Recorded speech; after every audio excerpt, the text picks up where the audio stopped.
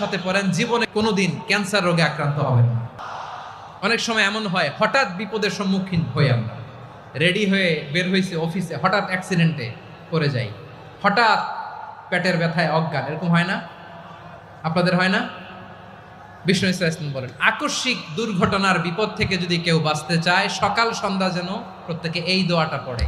সকালে যদি 3 বার পড়ে, সন্ধ্যা পর্যন্ত হঠাৎ হঠাৎ বিপদ থেকে সে রক্ষা পাবে। To be protected from sudden calamity, sudden disaster, sudden calamity, হঠাৎ বিপদ, হঠাৎ ভয়ঙ্কর কোন আকস্মিক বিপদ থেকে আল্লাহ বাঁচায় দিবে। সকালে পড়লে সন্ধ্যা পর্যন্ত প্রোটেক্টেড, সন্ধ্যাবেলায় যদি 3 বার পরে সকাল পর্যন্ত প্রোটেক্টেড। সুবহানাল্লাহ পড়ে। দোয়াটা কি?